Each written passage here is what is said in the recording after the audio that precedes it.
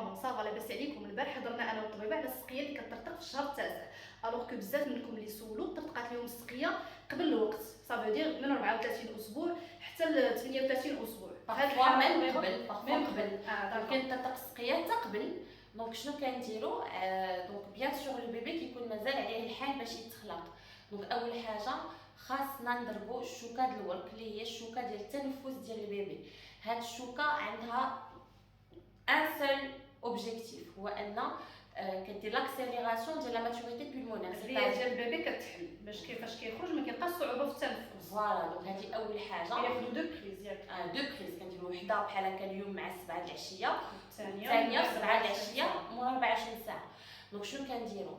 اون فوا هاد الشوكه خديناها ديك الساعات خصنا نبقاو نحداو لا مامون، خصنا نحداو الماء. دونك خصنا نحداو ان ديك الماء خصو يبقى ديما بيض، خصنا نحداو الحراره ديال لا مامون ما خصهاش تطلع، وتخطيط دقات البيبي.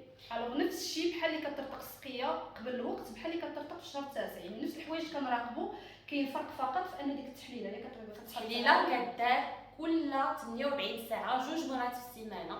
دونك لا سي ار بي كدار جوج مرات في السيمانه، وحتى التحليله ديال المهبل اللي هو لو بريليفمون فاجينال و لو سي بي يو اللي هي التحليله ديال البوله حتى هي كتحضر كل سيمانه. لان من بين الاسباب اللي كترتق السقيه هو بيان سور لانفيكسيون، كنحداو لانفيكسيون. داكور اون فوا دونك الا قدر الله طلعت لانفيكسيون ديك الساعات بيان سور راه خاص لا مامون تولد اون اورجونس.